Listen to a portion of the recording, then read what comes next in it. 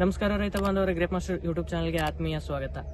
ಇವಾಗ ಕೆಲವೊಂದಿಷ್ಟು ಏರಿಯಾ ಒಳಗೆ ಅಂದ್ರೆ ಈಗ 40ರಿಂದ 50ನೇ ದಿವಸ ಸ್ಟೇಜ್ ಒಳಗೆ ಕೆಲವೊಂದಿಷ್ಟು ಪ್ಲಾಟ್ಗಳು ಅದಾವು.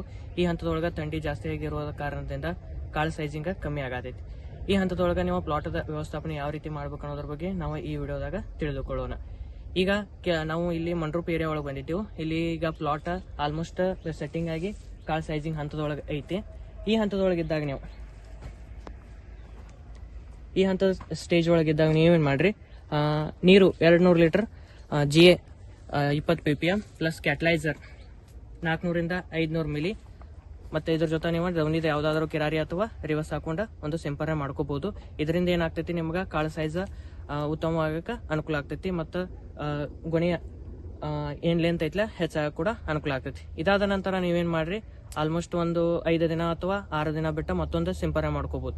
ಏನ್ ಮಾಡ್ರಿ, 200 ಲೀಟರ್ ನೀರಿಗೆ ಗ್ರೇಪಾ 1 ಲೀಟರ್ ಪ್ಲಸ್ ಅಲ್ಗಾಮಿಡ್ಜ್ 400 ಮಿಲಿ ಪ್ಲಸ್ ಜಿಂಕ್ 100 ಗ್ರಾಮ್ ಈ ರೀತಿ ಸಿಂಪರಣೆ ಮಾಡ್ಕೋರಿ.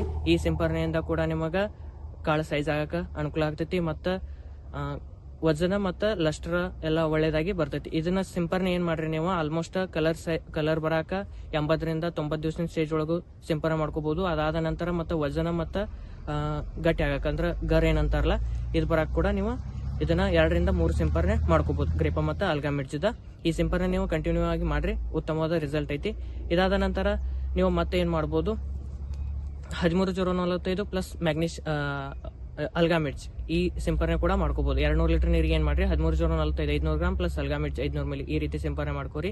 ಇದಾದ ನಂತರ ಮತ್ತೇನ್ ಮಾಡ್ರಿ, ನಿಮ್ಗೆ ಸೈಜ್ ಬಹಳ ಕಮ್ಮಿ ಅಂತ ಅನಿಸ್ತಂದ್ರ ಮತ್ ನೀವು ಜಿ ಹಾಕೊಂಡು ಒಂದು ಸಿಂಪರಣೆ ಮಾಡ್ಕೋಬಹುದು. ಈ ಹಂತದಾಗ ನೀವೇನ್ ಮಾಡ್ರಿ, ನೀರು 200 ಲೀಟರ್, GA 20 ppm 15ರಿಂದ 20 ppm ಹಾಕೋರಿ, ಪ್ಲಸ್ ಯೂರಿಯಾ 200 ಗ್ರಾಮ್ ಪ್ಲಸ್ ಅಲ್ಗಾಮಿಡ್ಜ್ 500 ಮಿಲಿ ಈ ರೀತಿ ಸಿಂಪರಣೆ ಮಾಡ್ಕೋರಿ. ಈ ಸಿಂಪರಣೆಯಿಂದ ನಿಮ್ಗೆ ಕಾಳಿನ ಸೈಜ್ ಒಳ್ಳೇದಾಗ ಅನುಕೂಲ ಆಗ್ತೈತಿ. ಈ ಹಂತದೊಳಗೆ ನೀವು ಡ್ರಿಪ್ ಕೆಳಗೆ ಏನ್ ಮಾಡ್ರಿ, DAP 75 kg ಎಕರೆಗೆ ಬಳಸಬಹುದು. ಡ್ರಿಪ್ ಕೆಳಗೆ ಹಾಕೋರಿ ಮತ್ತು ಇದ್ರ ಜೊತೆ ಮ್ಯಾಗ್ನೀಷಿಯಂ ಸಲ್ಫೇಟ್ 25 kg ಹಾಕೊಂಡ ನೀವು ಇದನ್ನ ಮಾಡ್ಬೋದು. ಡ್ರಿಪ್ ಕೆಳಗೆ ಗೊಬ್ಬರ ಕೂಡ ಕೊಡಬಹುದು.